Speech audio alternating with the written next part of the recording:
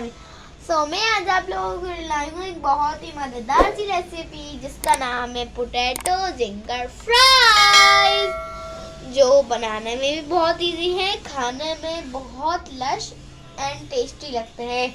तो चले मैं आपको इसके इंग्रेडिएंट्स बता देती हूँ। तो यहाँ पे हमारे पास है 750 ग्राम पोटैटो। अगर आप चाहें तो कम ज़्यादा भी कर सकते हैं।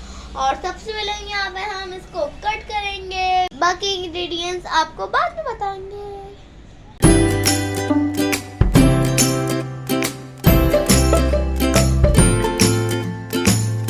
तो आप देख सकते हैं यहाँ पे हमने अपने आलू छील लिए हैं। इसकी कटिंग किस तरीके से करनी है तो हम आपको बताते हैं।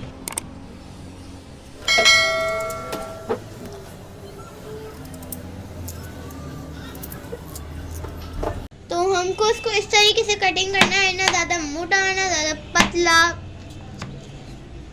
देखिए ये हमारी बिल्कुल सही से कट हुई है, ना मोटी हुई है ना ज़्यादा पतली। तो प्लीज़ आप वीडियो को बीच में से कहीं से भी स्किप नहीं करिएगा, वीडियो को पूरा देखिएगा। वीडियो को लाइक कमेंट शेयर सब्सक्राइब ज़रूर करना। तो यहाँ पे हमारे आलू सारे कटिंग हो गए हैं। इसको हम 2 से 3 बार अच्छे से पानी से वॉश कर लेंगे।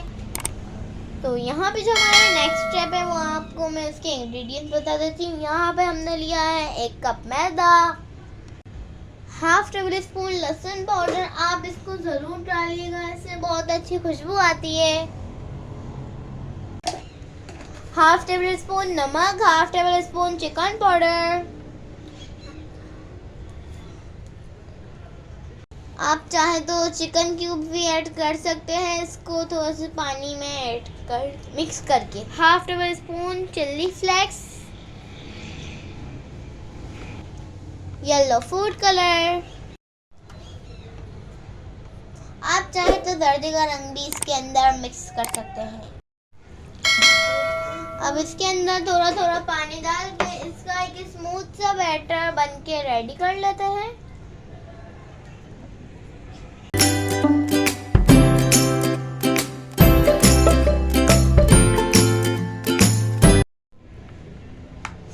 तो आप देख सकते हैं हमको इसका बैटर इस तरह रेडी करना है, ना बहुत पतला ना बहुत गाढ़ा।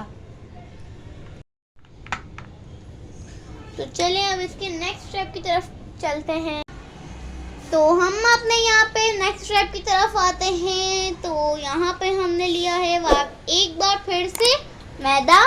तो मैदा हमने इसीलिए लिया है हमारे फ्राइज के बहुत अच्छे क्रम्स बनेंगे। तो चलिए इसके अंदर हाफ टेबल स्पून नमक ऐड कर देते हैं। बाकी सारी स्पाइसेस इसके अंदर मौजूद है, तो हमको इस मैदे के अंदर कुछ चीज़ भी नहीं डालनी है।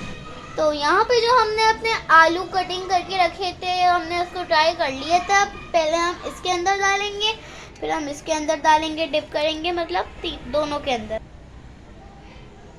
पहले इसके अंदर डिप करेंगे,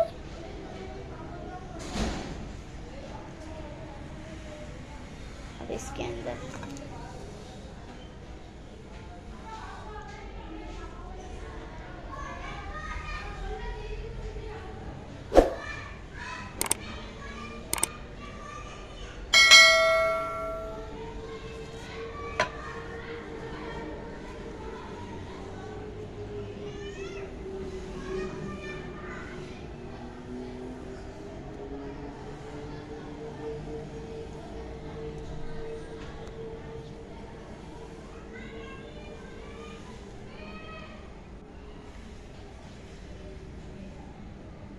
तो हमने यहाँ पे जैसे 2 करी है, हमको वैसे ही करनी है सारी की सारी।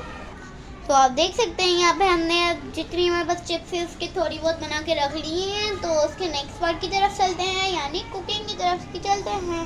तो यहाँ पे हमारा ऑयल गर्म हो चुका है। अब हम अपनी चिप्स को फ्राई करेंगे।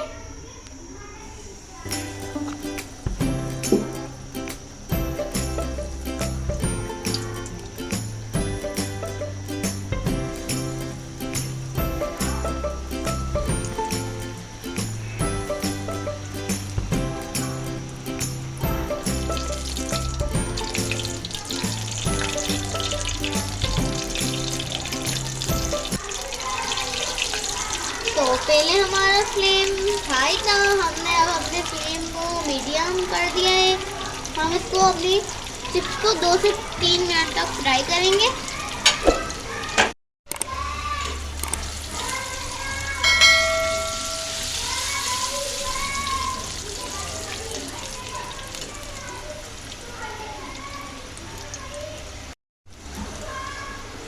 तो हमने जो खुश मैदा लगाया है इससे इसकी कलर देखिए कितने ज़बरदस्त बन जाए।